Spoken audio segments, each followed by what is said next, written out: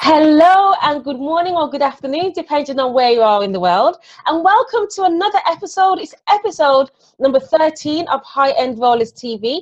And do we have a treat for you today? We have the wonderful Soness Stevens, who's going to be sharing with us the secrets, the absolute secrets that's going to get you to become a great TEDx speaker. Hi, Soness, how are you? Yeah, that's so funny because everyone else would say that too, like, oh my gosh, I got to introduce you to TEDx speaker coach. She's amazing. And so, yeah, you can say TEDx Soness. Yeah, that's fine. Yeah, awesome, Petra. Thank you so much for having me. I'm so excited. How are you doing? I'm doing really great, but even better for speaking with you. You're always such a joy to speak with, always full of life and vibrancy. And I just needed to have you on here. Let me just introduce you to the world, Soness, okay? So, Soness Stevens, okay, is the head speaker coach for multiple TEDx events and has coached over 100 TED and TEDx speakers. She represented Japan for TED Worldwide, spoke at 2 TEDx events this past year, and has another TEDx talk scheduled for this December. Soness has a weekly nationwide broadcast TV show on communications and is an associate professor of business representation skills at YNU. And you may have actually seen her on NHK TV and Fox TV Japan, or heard as the official English voice of Hello Kitty. She lives near the beach and practices Zazen Meditation at her local temple in Japan. What an accomplishment! Oh, you're a TV presenter. You coached over 100 people to get on TEDx. How did this start? Like, how and why TED for you? Oh my goodness. Well, a lot of people have this dream, and maybe you might have a similar dream of there's something about stepping on the red dot.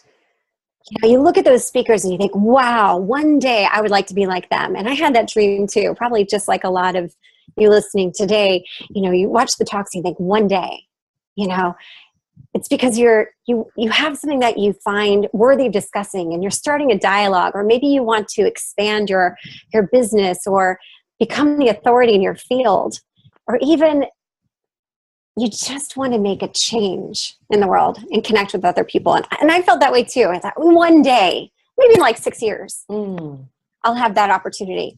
And I put it up on my vision board. Lo and behold, less than 6 months later, I have this opportunity. Now, this is not what I thought would be my quintessential talk. In fact, when they came to me, they said, Soness, if you had 30 seconds on a TED stage, what would you talk about? And I said, been doing a lot of research at the university about shyness. And I said, have you ever felt shy? And they're like, hey, what's in your lunchbox? I'm like, yeah, it's beef stew. I cook 3 meals a day in a rice cooker. I've been dealing with some health issues. So anyway, and they're like, so I'd like to talk about, that feeling of, and they're like, whoa, you do what? Yeah, I cook 3 meals a day in my rice cooker. I go, oh my goodness, that's amazing. I said, so I would like to talk about, no, we want you to talk about your rice cooker. I'm like, are you kidding me? Like all this research I've done on this field, and you want me to talk about what's in my rice cooker? And so, when life gives you an opportunity like that, what do you say? You say, yes, please, and thank you. Yeah. So I took that opportunity, and here's where the aha came in. Here I am. 300 movers and shakers, people from Google, the people who are the startup makers of all of Japan.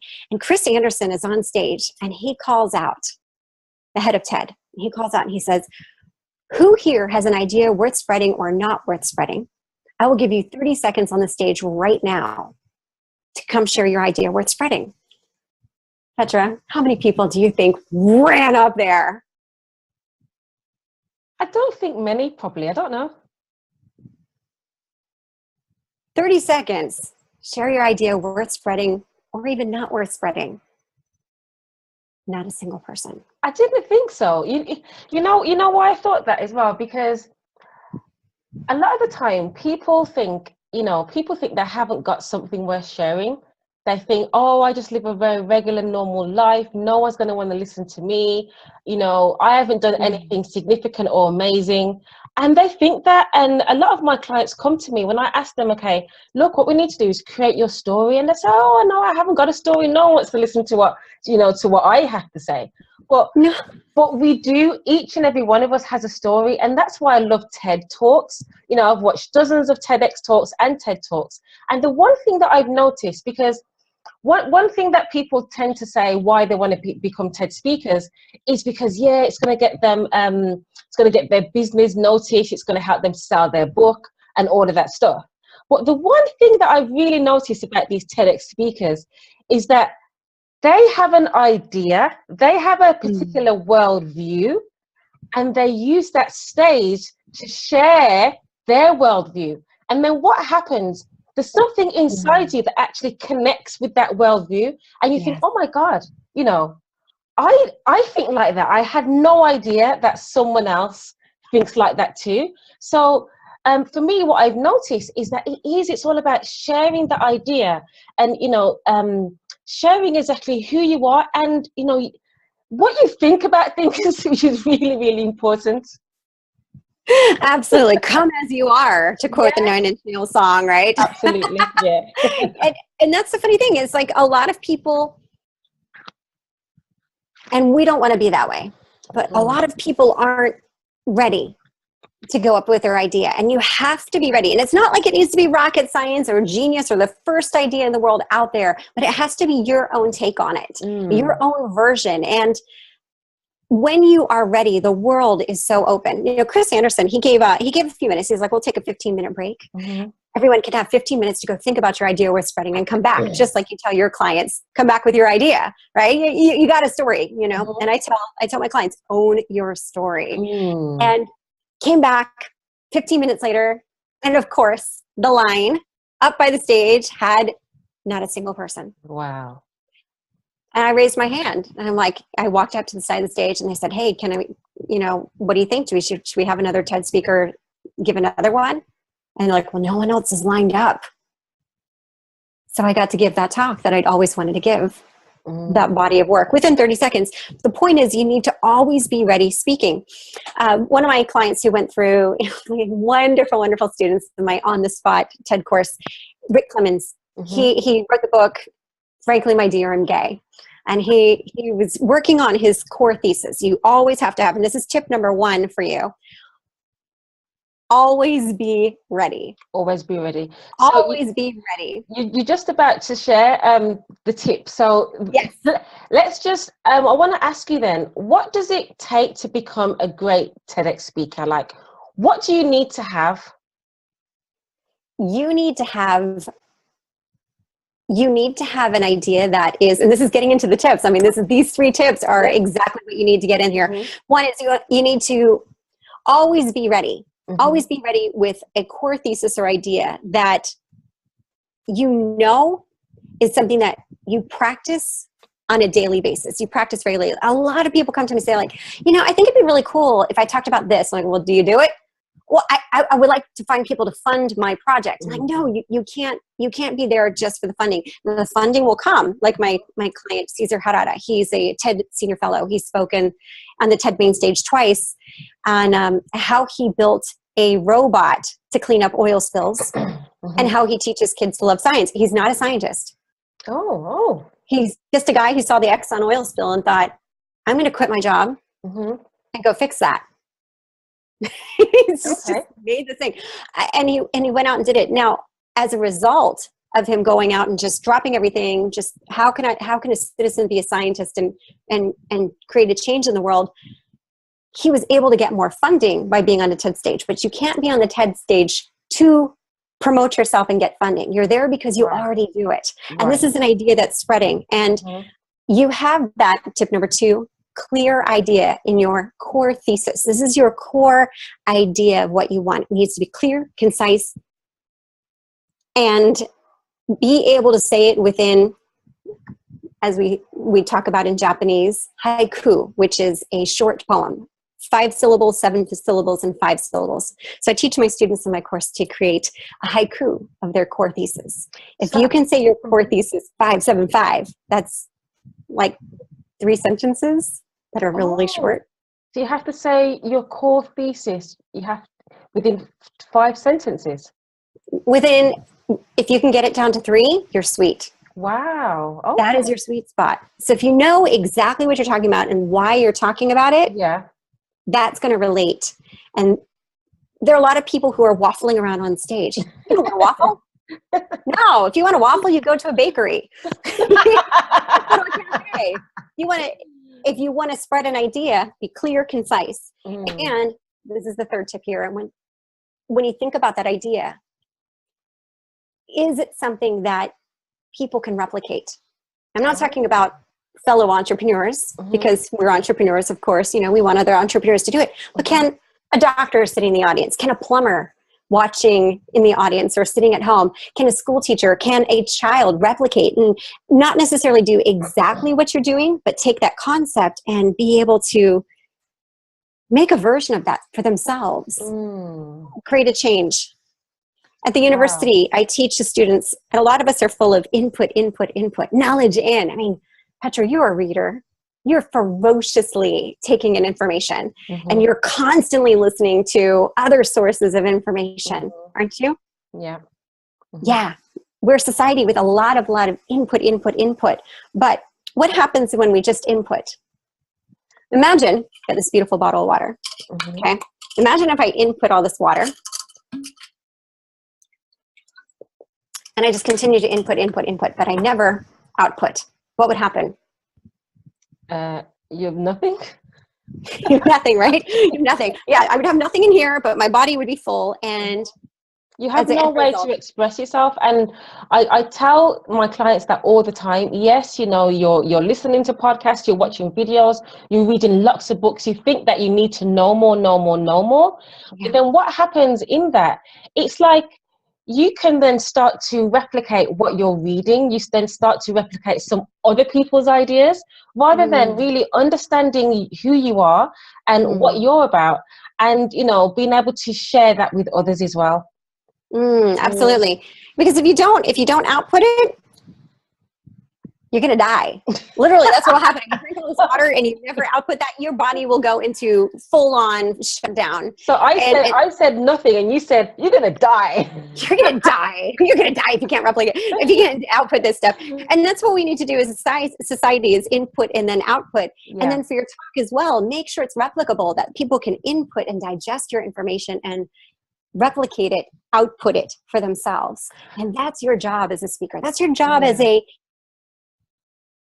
communicator. Yeah. You are an entrepreneur with expression of your soul. And if they can replicate that, you've done your job. Brilliant.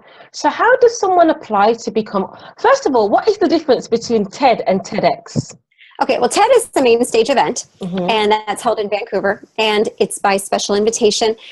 The participants who are usually invited there are really specifically famous in their niche. Something that's quite unusual. And that's, again, these are ideas worth spreading. So if you're in a specific field of science, or you're a specific field of Susan Cain and her Introverts, like that's a really specific niche. And yet these ideas are able to be replicated around the world.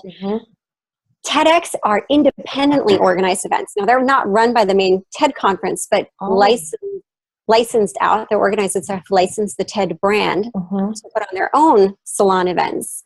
So people say, but I want to be on the main TED stage. And here's the thing.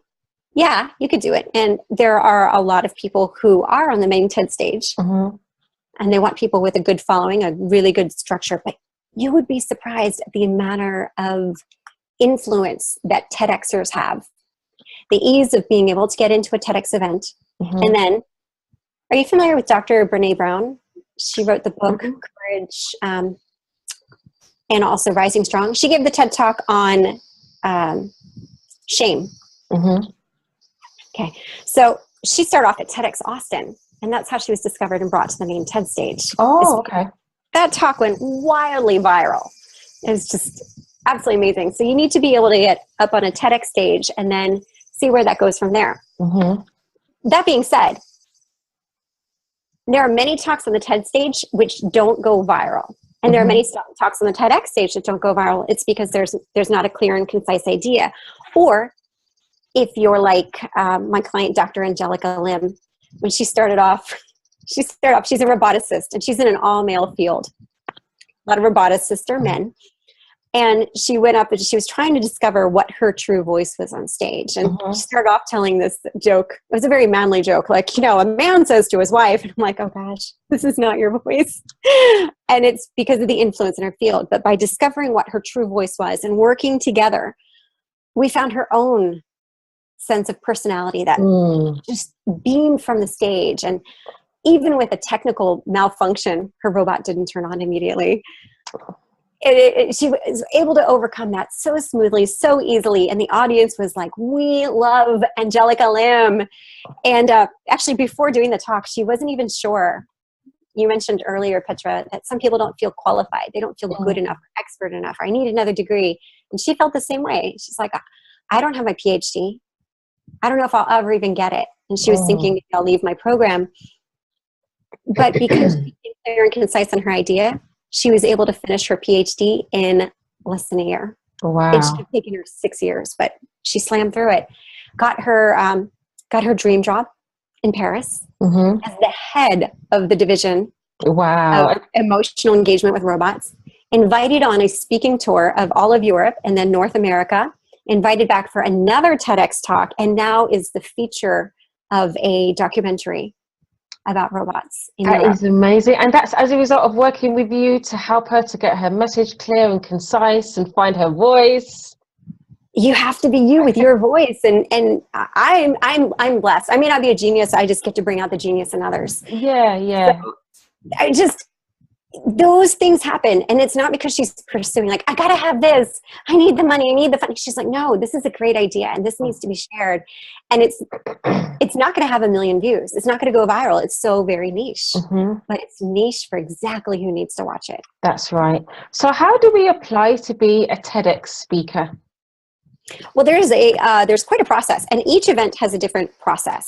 So depending on which TEDx event you apply for, and I work with my clients to tell them or find exactly which events will match what they're speaking about, their specific audience, and the ones that they'll have the best shots of getting in.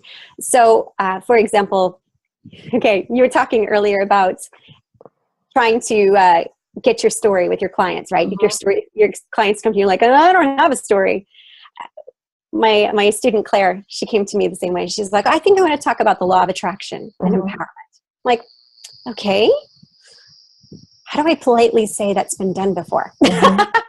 Like, okay. And, fortunately, they're very open. I ask a lot of digging questions and keep on pursuing, just like you do. Pursue. And she's like, oh, yeah. And by the way, I was born and raised in a cult and exited out of a second cult with 9 children. I'm like, what? God, what? wow. What? And that will be her talk, wouldn't it? Absolutely. That will be a talk. I was like, Claire, own your story. Yeah. This is it. This is your story. And Claire's an Uber driver. So she drives around Australia with an Uber. And that night she went out and she's like, I'm going to own my story. And she started telling her story in the Uber. And people were like, keep on driving, keep on driving. What a great sales technique, right? Like, yeah, I'll keep telling you, sorry, story's not finished, but we're here at your destination. Keep on driving. So she ended up developing and honing that idea. She ended up joining my Step on the Red Spot program. And 3 weeks later, booked at her first TEDx event. Wow, that's quick. Very, very quickly. She just spoke last Saturday. And after that, she's been picked up for an interview on ABC Radio, as well as, where was it? 3 other places that it was like very big. Women's Day magazine. It's like one of the top women's magazines in Australia. She's being the feature story for Uber, and they're putting their whole entire PR team on getting her story out there about how women can be entrepreneurs in Uber and be TED speakers and speak about their messages. And she's just like everything in one talk. And guess what? Wow. What? She was in my program. Okay, mind you, it's a 6-week program. Step on the red dot, okay? Step on the red dot. So tell us, what is the actual process for the application to apply for TEDx? Okay, so the actual process is find the event that's best for you, Mm-hmm. the one that's going to get you featured best. Mm-hmm. And by the way, Claire got not just one, but 2 TEDx events. I'm like, wow. It's amazing. Once you own your story, then you have to get down to your core thesis. A lot of people fill in the application, and it's very me-centric versus what are you going to do for the event. So you make sure it's very event-centric. Centric meaning centered. And then from there, you need a great audition video. And I work with my students on how to create big audition video that's going to connect and engage and move the curators so that they get pulled in for the events. It sounds really simple. And what is the time frame? So once you've put in the application, how long did they take to get back to you? It could be anywhere from 6 months to a week. Okay. It really depends on the events, because the TEDx events are run by volunteers, and the volunteers are doing the best they can, working their full-time jobs as well as running an event. So sometimes they even forget to get back to people. And that's quite common. But we just need to figure out which events are really going to match best for your story and where you're going. But what we're saying, and the reason why I really wanted you on here, Soness, is because I really do believe in mentorship, and I believe in coaching, and I believe in that a lot of the times, yes, we can do things, we can be very resourceful and do things on our own, but it's really important to hire a specialist, someone who can help you to really get the best out of you. So what you do for your clients is you help them to really find their story, their thesis, make sure it's really clear and concise, help them with the application process. And then, you've shared with us the success stories as well that your clients have achieved, which is brilliant. And how can we learn more about how we can actually work with you, Soness? If you can just share with us, where can we find you? Do you have a something you can offer that you can offer our audience? Absolutely. I would love to give your audience something amazing. How about a complete roadmap to how to get booked to speak at TED? Yay! How would that go? Yes! Let's do that. So come on over to www.yourspeakingjourney.com. Yourspeakingjourney.com. And this roadmap will take you all the way from what you need to create in your core thesis all the way through to your application and your audition piece. Brilliant. And beautiful, clear, concise. And we can find you on social media, can't we? Yeah, Facebook. Find me on Twitter at Soness, and Facebook, Soness Stevens. Come join me at Your Speaking Journey as well. Brilliant. What I'm going to do, I'm going to make sure that the links are below the video so we can definitely get in contact with you. So now, Soness, I want to ask you, are you ready to roll? I'm always ready to rock and roll. Okay. So I'm just literally going to ask you just a few quick questions, just to give me some very quick answers back. And so let's start with, what is your favorite book? Rising Strong by Brene Brown. Rising Strong. What is your favorite mantra that you live by? Mantra. Just like me. It's a practice of compassion, of Zazen Meditation. Brilliant. And what is your favorite quote? My favorite quote. Geez, I have it right here on my desk. Just a moment. Okay. Nothing has transformed my life more than realizing it's a waste of time to evaluate my worthiness. Oh, wow. Windy day. That's what you get when you're live. Oh gosh, yeah, there you go. Windy day. New office. I just moved into a new home, so pretty excited. Still decorating, as you can tell. All right, how about that one? Love just falls from the universe. Okay, nothing has transformed my life more than realizing that it's a waste of my time to evaluate my worthiness by weighing the reaction of people in the stands. Oh my God, I love that and can completely connect with that. So, as an entrepreneur, Soness, what would you say is your weakness? My weakness is